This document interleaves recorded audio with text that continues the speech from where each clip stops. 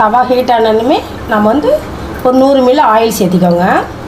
Oil நல்லா heat ஆனதுமே பட்டை லவங்கம் கொஞ்சம் சேர்த்திக்கலாம். ஆனியன் சேர்த்திக்கோங்க. பொடிசாக நடிக்க பெரிய வெங்காயம் 1, தக்காளி சின்னதாக 1.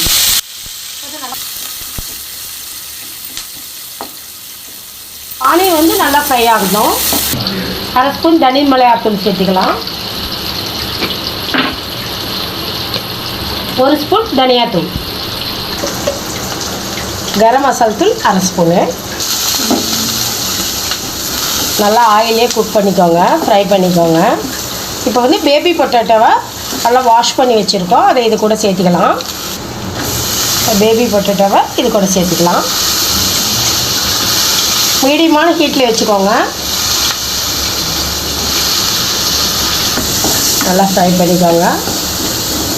ஆயிலே ஒரு 5 நிமிஷம் நல்லா குக்கான வாட்டி ஒரு 1/2 டம்ளர் இல்லை 1 டம்ளர் தண்ணி சேர்த்திக்கலாம்.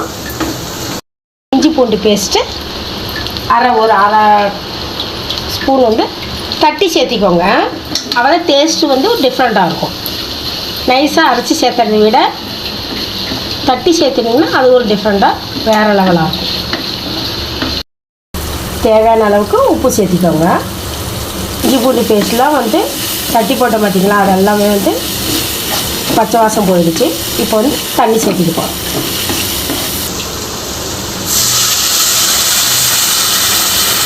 தேவையான அளவுக்கு தண்ணி சேர்த்திக்கோங்க. கொஞ்சம் உருளைக்கிழங்கெல்லாம் நல்லா வந்து குக் ஆகட்டும். இப்போ பாருங்கள், சூப்பரான உருளைக்கிழங்கு ஃப்ரை ரெடி ஆகிடுச்சு.